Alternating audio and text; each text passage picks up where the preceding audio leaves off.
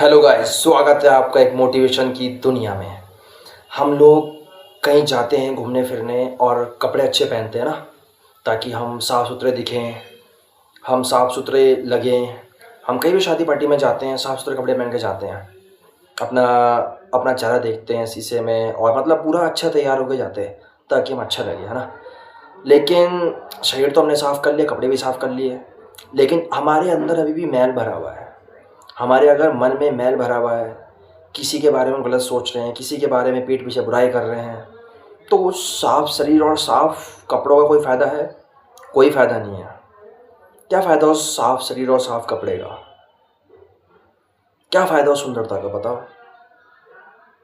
हम खुद को सुंदर बाहर से दिखा रहे हैं कि हम इतने सुंदर हैं, और अंदर से हमारे वही मन में छल कपट, किसी के पैसे खा लेना, किसी के प्रति बुराई करना, किसी के बारे में गलत सोचना, किसी को गाली देना।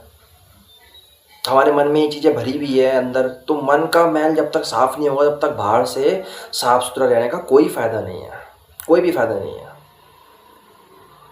क्योंकि अंदर तो हमारे बिल्कुल सब कुछ गंदगी भरी हुई है। मन में तो क्या फ़ायदा है ऐसे साफ़ सुथरता का।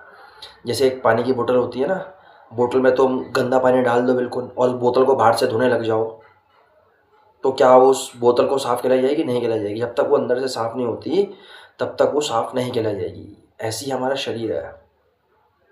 इसलिए अच्छी बात है, शरीर का ध्यान रखना अच्छी बात है, साफ़ सुथरे रहना अच्छी बात है, लेकिन जब तक आप अंदर के मन का जो मैल है उसको साफ़ नहीं करोगे, तब तक कोई फ़ायदा नहीं है।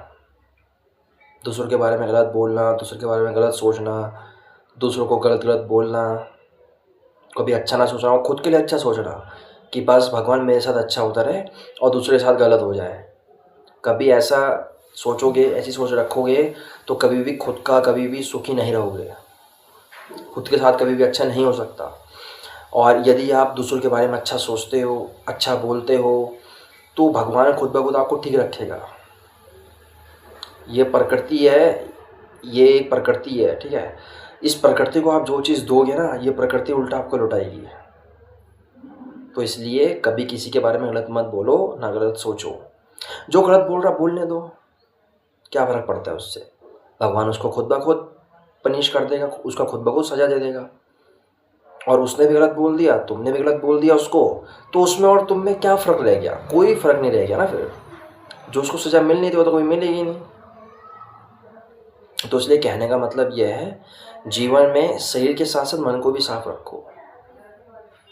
हम जाते हैं मंदिर, कहीं भी जाते हैं, भगवान से भगवान ठीक रखना, हमको कुछ भी मांगते हैं, ठीक है। उसके बाद मंदिर से बाहर निकलते हैं, फिर वही अपनी दुनिया में हम लोग किसी को गाली दे रहे, किसी के पीठ पीछे बुराई कर रहे, किसी के बारे में गलत सोच रहे, किसी के बारे में उल्टा उल्टा बोल रहे। तो क्या फ़ायदा है? कोई फ़ायदा नहीं है फिर कहीं जाने का, कोई फ़ायदा नहीं है कहीं भी तीर्थ स्थानों में जाने का। क्या फ़ायदा है बताओ? जब तक आपके अंदर मन का मैल साफ़ नहीं होगा, आपके अच्छे कर्म नहीं होंगे, आपकी अच्छी सोच नहीं होगी, तब तक कुछ नहीं हो सकता। सब कुछ कर्म है।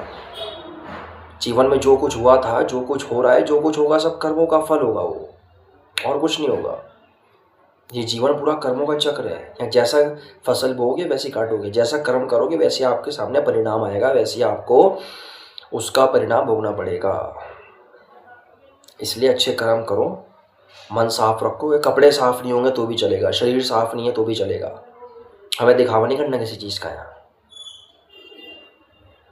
कर्म साफ है ना, सोच साफ है, मन साफ है, तो सबसे अच्छे इंसान हो आप दुनिया की। तो इसलिए कर्म साफ रखो। कपड़ों में दाग होगा कोई बात नहीं, शरीर में दाग होगा कोई बात नहीं, चलेगा, पर कर्मों में दाग नहीं होना चाहिए। कर्मों में दाग लग गया, कर्म खराब हो गए, तो फिर जीवन बर्बाद ही बर्बाद है, समझ लो। तो इसलिए कपड़े और शरीर को साफ़ सुथरे रखने के साथ साथ अपने कर्म को भी साफ़ सुथरा रखो, अपने मन को भी साफ़ सुथरा रखो।